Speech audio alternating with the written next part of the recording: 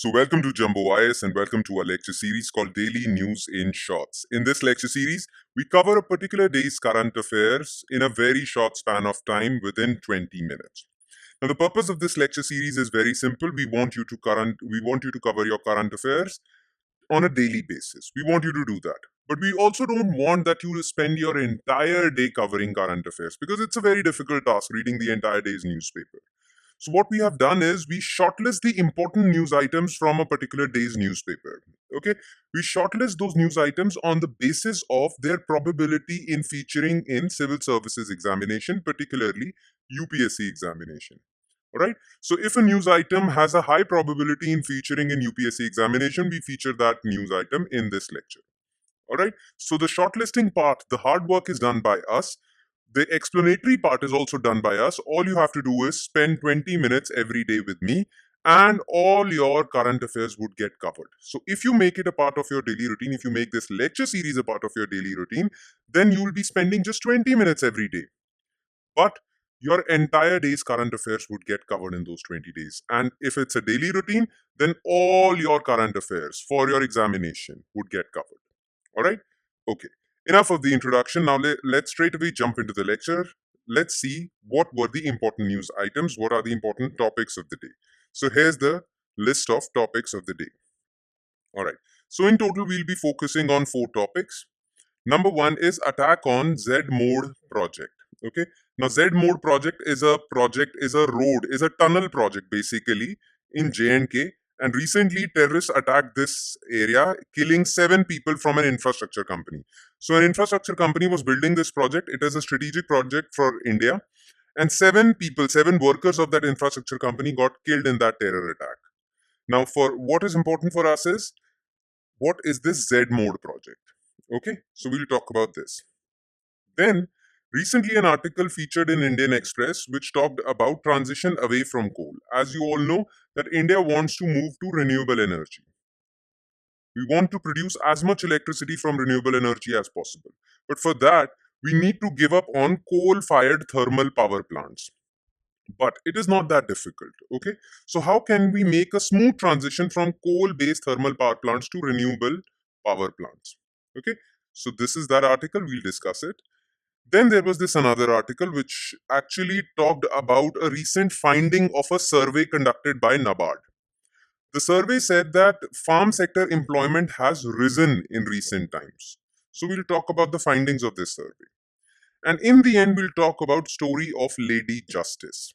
Now, as you all know, you must have seen movies also that behind every judge in a courtroom, there is a statue of Lady Justice. Okay, that lady is blindfolded, and it says that she is Lady Justice. She is the goddess of justice, basically. So India recently changed that statue. Okay, we created our own statue.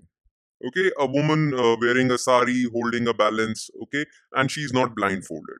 So, because of this change done by India in its Supreme Court, the story of Lady Justice, or the background, historical background as to how this statue evolved, got into question. Okay, so we'll talk about this. All right, then. Let's begin this lecture. Let's begin this discussion one by one, starting with topic number 1, which is attack on Zedmode project. So, what happened basically? 7 people were killed in Jammu and Kashmir, basically in the Kashmir Valley.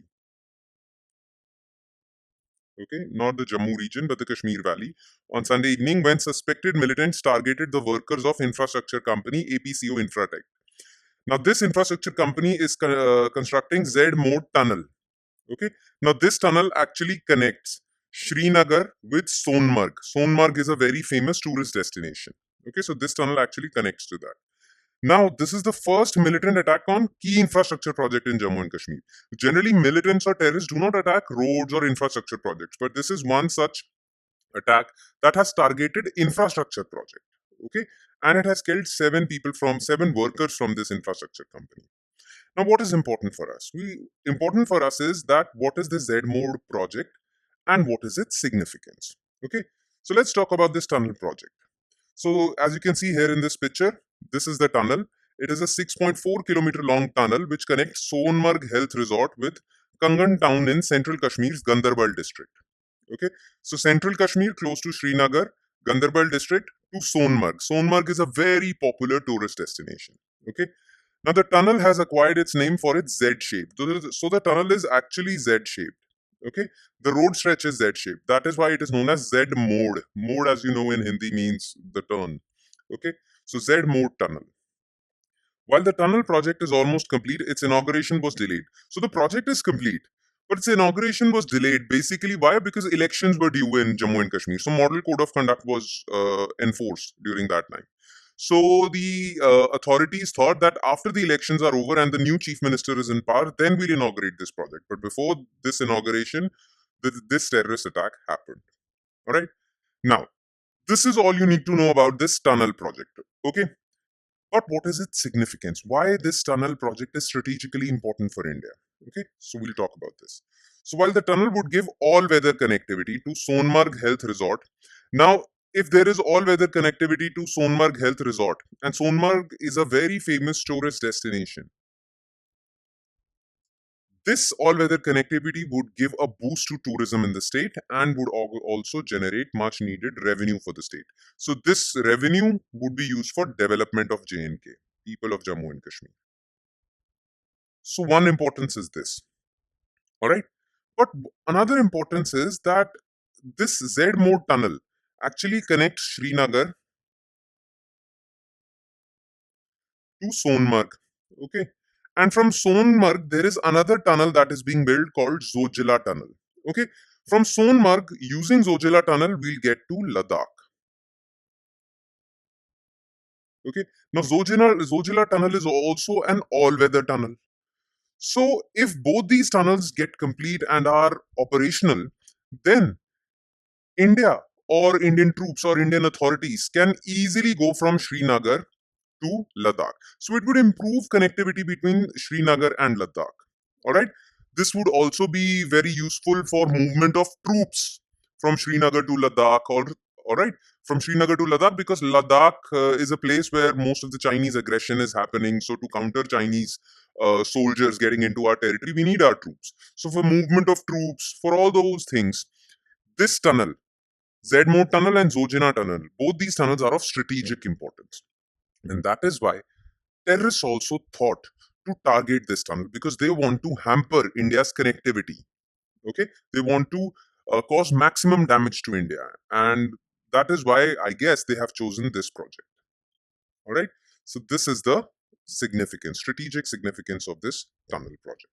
All right, that's all you need to know about Z-Morh project. Now let's straight away, very quickly, shift our focus to second news item, which is transition away from coal. Okay. First, let's take a look at what was in the news. Okay. Then we'll talk about the entire concepts related to this topic. So, for a just transition away from coal, India will require over $1 trillion US dollars, which in rupees amounts to 84 lakh crore over the next 30 years. Now, if India wants to transition from coal to renewable energy, okay, in the next 30 years, then India needs to spend at least 84 lakh crores. All right.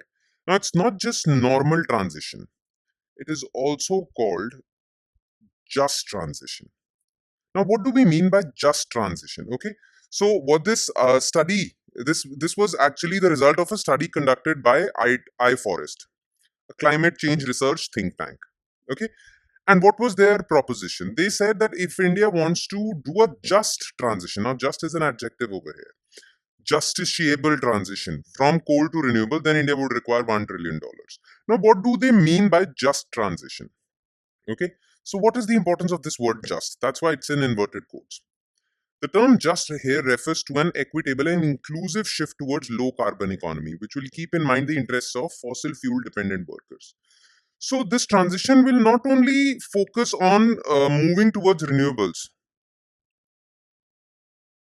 it would also focus on welfare of people already employed in coal-based industry.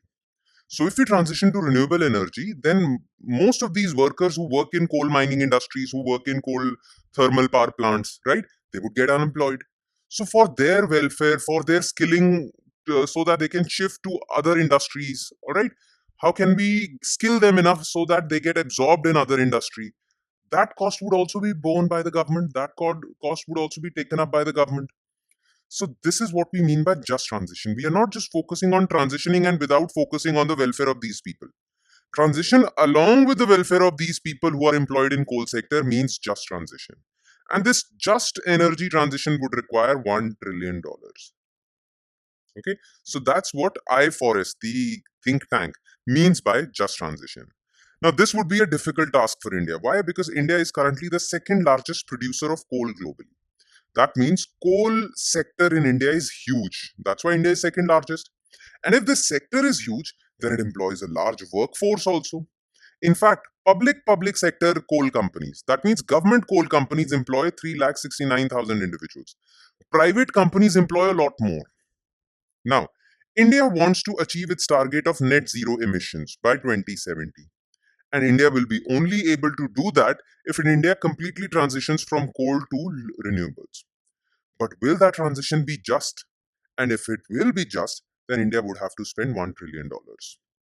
Now, why would we spend $1 trillion? This study conducted by iForest, they said that India will first have to close coal mines. That would require a lot of cost. Then repurpose those closed coal mines. Okay.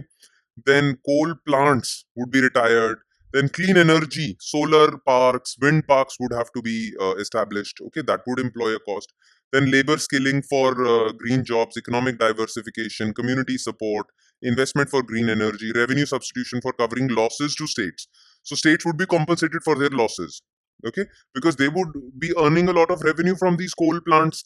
But now, if coal is shut down, then they won't earn any revenue. So they would be compensated by center. So all these things would have a cost, and that cost is around $1 trillion. Now, where would this money come from? Well, this report has suggested that first of all, you need to encourage public funding through grants and subsidies, and private funding through investments in green energy plants and infrastructure. In fact, there is this thing called District Mineral Foundation. Okay, so whenever Indian government gives a mining contract to a private company, that private company has to contribute some amount in this District Mineral Fund. Okay, District Mineral Foundation funds. So DMF. Now, many mining companies have already contributed into this DMF, and around $4 billion have been accumulated in this DMF. So government can use this $4 billion. Plus, government can encourage private companies to spend on green energy transition or welfare of unemployed coal workers using their corporate social responsibility funds. So companies can use their CSR funds for the welfare of these people, and government can use $4 billion in their DMF funds. Okay, so these are the ideas basically presented by iForest, this NGO. All right. Okay, that's all you need to know regarding this article. Now let's shift our focus to third news item of the day, which is rise in farm sector employment. Now, recently a survey was conducted by NABARD. Basically, NABARD actually commissioned this survey. The survey was conducted by other agencies, but NABARD actually called for this survey. Okay, National Bank for Agriculture and Rural Development. Now, this survey is called All India Rural Financial Inclusion Survey for 2021-22. Now, the last time this survey was conducted, it was in 2016-17. Okay, so basically, this 2021-22 survey data is being compared with 16-17 data. Okay, and this comparison has found that 57% of rural households in our country can be called agricultural households. That means 57% of rural households are dependent on agriculture. Now, this is an increase from 48% in 2016-17. So in 2016-17, only 48% of rural households were heavily dependent on agriculture for their incomes, for their livelihood. Now it is 57%. Why has this risen? Because generally it is said that for a growing economy, if your country's GDP is growing, then farm sector employment decreases because more and more people are now migrating to urban areas for jobs in manufacturing or services sector because your GDP is growing, your economy is growing. But India is seeing a paradoxical situation. This is a sort of a paradox that India's GDP is growing like anything. It is one of the fastest growing economies in the world. Yet, the number of people or the number of households dependent on agriculture is increasing. That is a paradox because generally it doesn't happen. If your GDP is growing, then number of households dependent on agriculture decline because people now found alternative employments in urban areas. Okay. So this was a paradoxical situation. This was what was pointed out by this survey. And that is why, because of this paradox, this article became interesting and it was featured in Indian Express. Now, this All India Rural Financial Inclusion Survey actually define or give the criteria for identifying a agricultural household. Which household can be called agricultural household? Okay, so NABARD defined an agricultural household as an household that has reported a total value of produce from farming exceeding 6500. So if you're earning more than 6500 per month from agriculture, then, and if you have at least one member of your family who is involved in farming, so if these two conditions are being met, then you are classified as agricultural household. And this recent study has found that these agricultural households constitute 57% of all the rural households.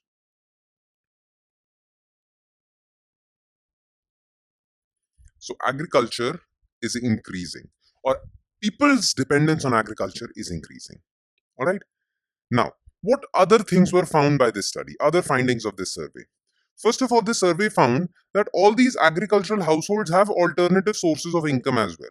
For example, one brother would be involved in farming, but the other brother would be involved in or would have a job in urban areas. Or the third brother would have a shop in rural areas. So these households have multiple sources of income. But the proportion of income from agriculture has increased. All India average monthly income of agricultural households was at 13,000 and non-agricultural households was at 11,000, which means that in rural areas, households which are agricultural in nature earn more than non-agricultural rural households.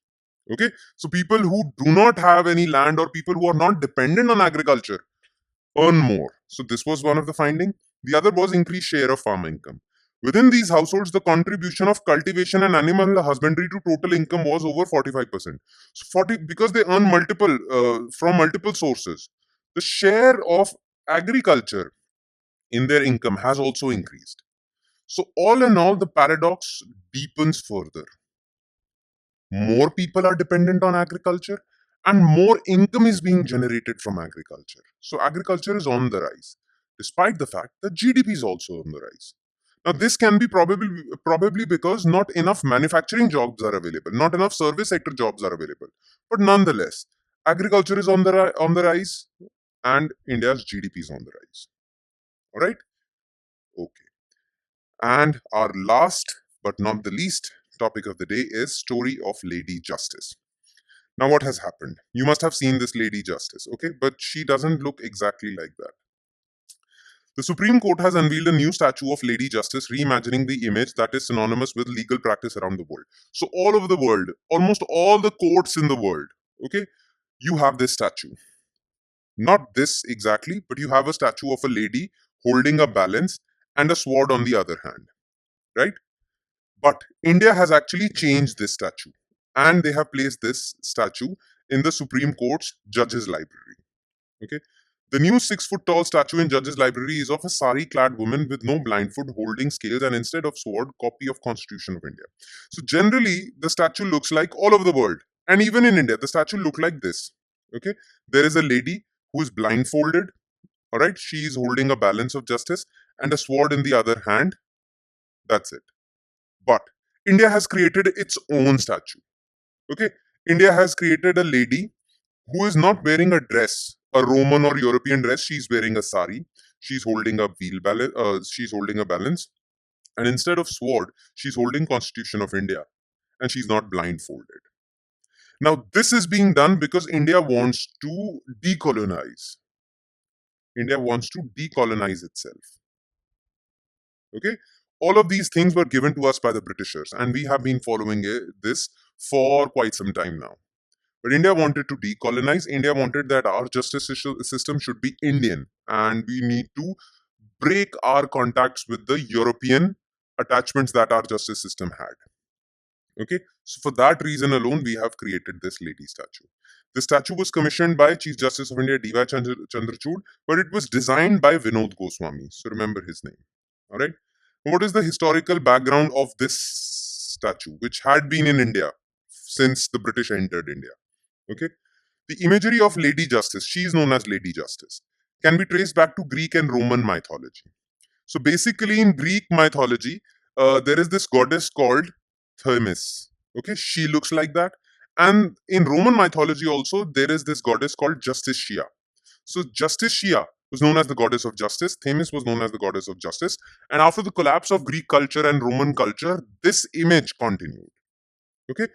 In fact, back in the day, when Romans used to worship Justitia or Greeks used to worship Themis, these goddesses were not blindfolded. The blindfold fold actually appeared in 15th, 16th century AD in Europe. And since then, it has been continuing. But India has completely changed this now for itself because India wants its own Indian things, not the European things. Right? Okay. And with that, we conclude today's session. Sorry about that. Thank you so much for watching, everyone, and I hope it has added value to your preparation, though it would add more value if you revise this also. And you can revise this from our PDF file for this lecture that would be shared on our Telegram channel. The link to our Telegram channel is available in the comment section below. So click on that link, go to our Telegram channel, download the PDF and revise it so that you're able to consolidate your current affairs of the day. All right. On that note, I'll be signing off. Thank you so much, everyone.